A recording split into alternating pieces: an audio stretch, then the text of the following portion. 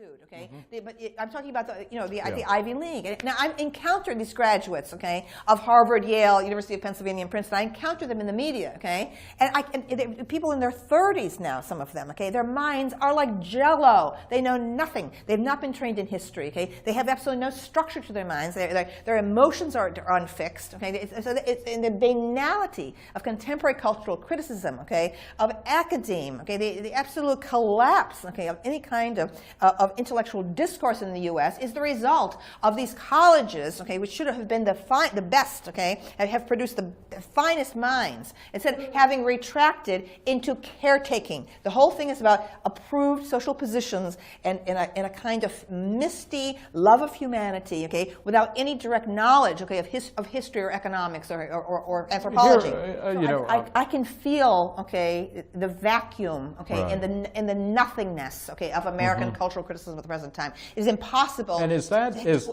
any journalist of today, an American journalist, you cannot have any kind of a deep discussion of ideas. Is that just a kind of hyper-exaggeration of the American disease, which is that we've never, and I mean this goes back to early American literary criticism, that we're people who come from nowhere and we don't care about the past. We're freed from the burdens of the past, but we don't care about the past. Yes. I think this is true. The past is always present, okay, in Europe. To the extent that you're in Berlin, you can see the bullet marks still on the buildings from World War II, and so on. It's a terrible burden, okay, to have that there. Okay, I think Americans are far more ingenious and open and daring. Okay. On the other hand, the nature of our politics too, the way we keep on having this like the two big parties with their big tent and their internal gradations, of affiliation, whereas people abroad, okay, have a much more sophisticated idea about a person's specific intellectual and political positions. They can identify, because they'll have 13 parties, conflicting in Parliament and so on. It'll be interesting to see whether the young people, okay, have the kind of old style sense of identification with Democrat or Republican. I have the sense, it's not entirely a comfortable sense, okay, that that my students have slowly morphed away from even paying attention to politics over the past, let's say, 15 years, and it's worried me because the crises around the world are actually intensifying, and how are they going to cope as a generation? Well, I'm just concerned if you're not interested at all in the news or in political sparring and in maneuverings and so on, then how can you possibly have any influence on the future? I'm worried that we're heading toward a kind of Big Brother empire, okay, where you have people, the sort of career politicians at the top in league with the puppet masters of the media, okay, the ability to manage the news, the complete drop of journalistic standards now that the newspapers are like vanishing. I mean, no young person reads a newspaper, okay, that's on the way out. So without staff, of investigative reporters, how are you ever going to be able to get in-depth stories that might take a year to research? So we're in a period now of instant news, and the people who are reporting the news and writing the news don't even bother to say, they'll just report what a government official says as if it's the truth. You don't even have a disclaimer like such and such official claimed. Okay, you just have total from the media's acting as a total mouthpiece. Okay, and that bothered me during the run up to the Iraq War. I was like the only person who spoke out in Salon at length, okay, against the Iraq War. Everyone fell down on flat in front of what the government was saying. Okay? I'm constantly monitoring the main forum, of things. I try to start with something that's in the news, and I'm able to monitor how aware the students are, okay? And I'm telling you, over the last 15 years, step by step, okay, it's getting worse and worse and worse. I know if I were at Yale or at Harvard, I'm sure the pre-law students are constantly monitoring the news, and they would know exactly what I'm talking about.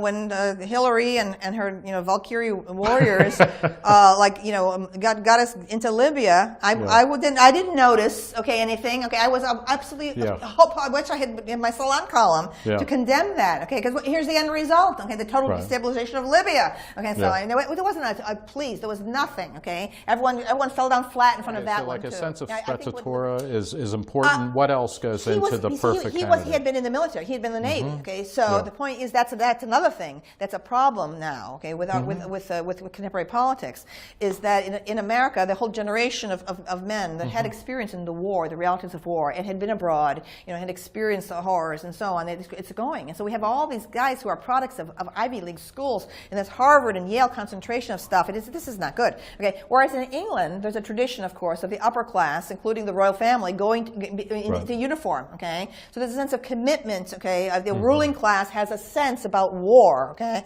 and military history and of sacrifice and so on. Now we have an entire country. The governing class we're not going to have this professional army, and so so that the sufferings and the losses, are being shut onto others. This is very dangerous to me, because war is your encounter with historical reality and with elemental realities of life and death. Okay, so that to me is the explanation of the problem also with the left. Okay, is that because of this transformation, this slow change into this middle class culture that we inhabit now, the shrinking of the industrial base, the migration of factories overseas, what has meant is that leftism has become totally armchair rhetoric, with no direct contact with real working class people. Okay, now that is it a bad thing if we don't have working class people? I think it gives me there's a sense of grounding, because my family work in a factory. My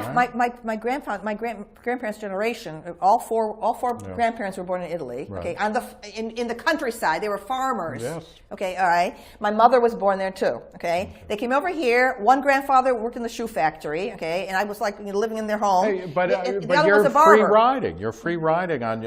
My father was. I mean, all of our parents were.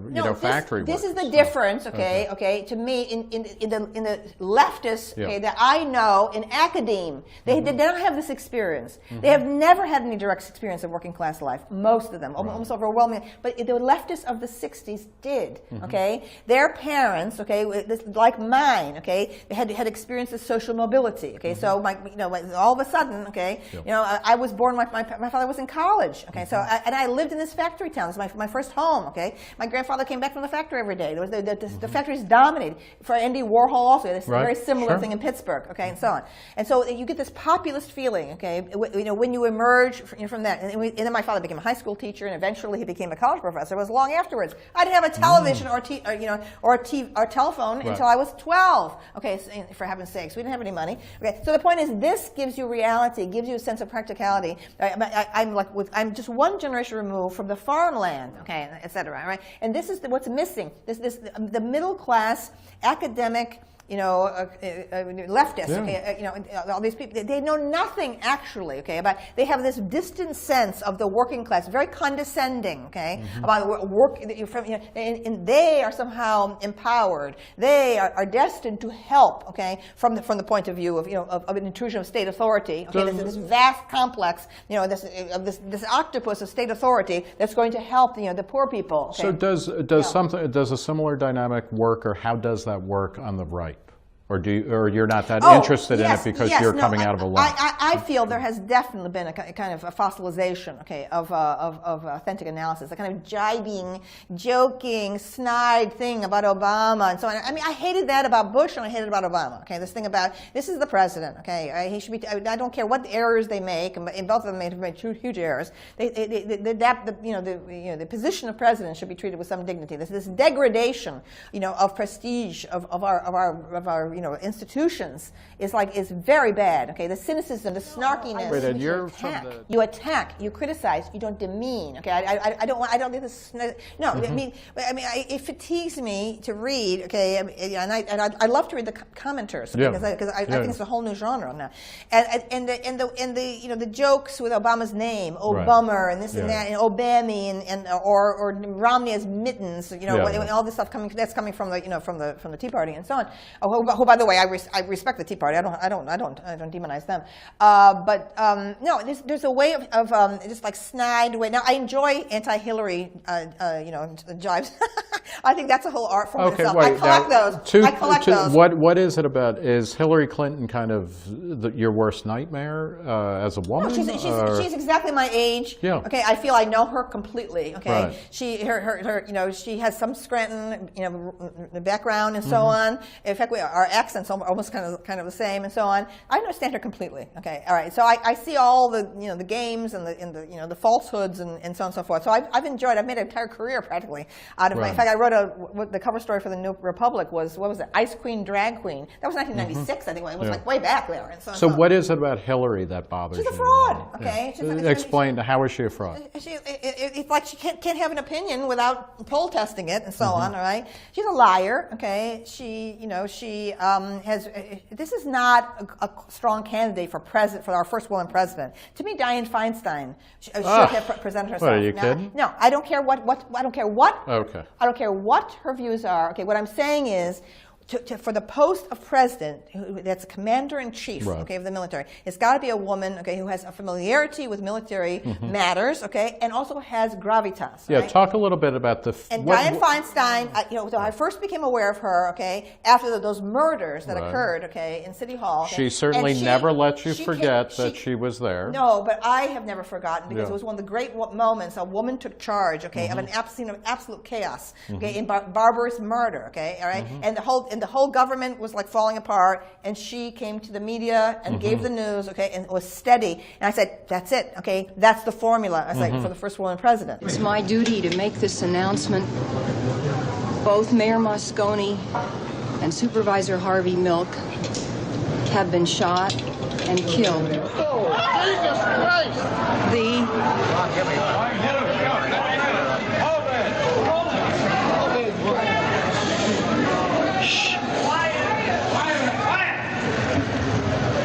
The suspect is Supervisor Dan White.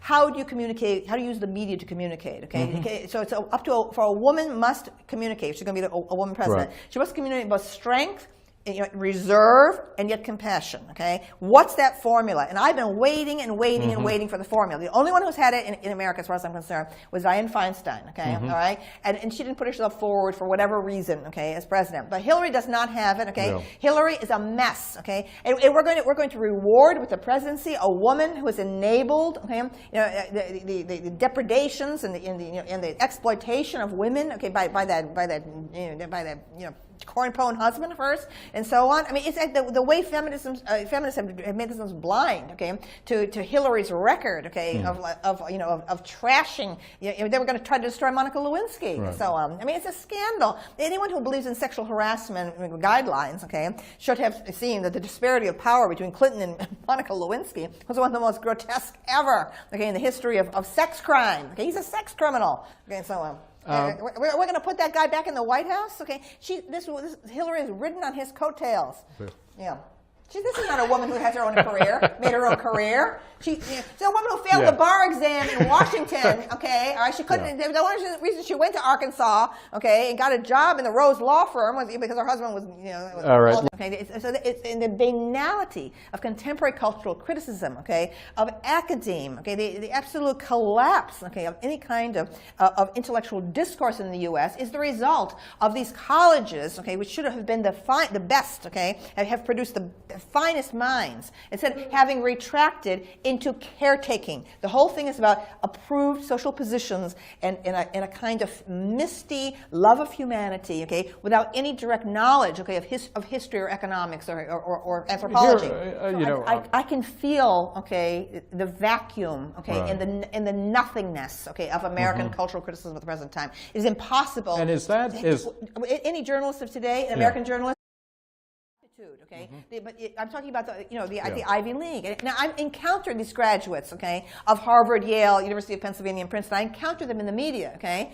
and people in their 30s now, some of them, okay, their minds are like Jell-O. They know nothing. They've not been trained in history, okay. They have absolutely no structure to their minds. Their emotions are unfixed. You cannot have any kind of a deep discussion of ideas. Is that just a kind of hyper-exaggeration of the American disease, which is that we've never, and I mean this goes back to early American literary criticism, that we're people who come from nowhere and we don't care about the past. We're freed from the burdens of the past, but we don't care about the past. Yes. I think this is true. The past is always present, okay, in Europe. To the extent that you're in Berlin, you can see the bullet marks still on the buildings from World War II, and so on. It's a terrible burden, okay, to have that there. Okay, I think Americans are far more ingenious and open and daring. Okay. On the other hand, the nature of our politics too, the way we keep on having this like the two big parties with their big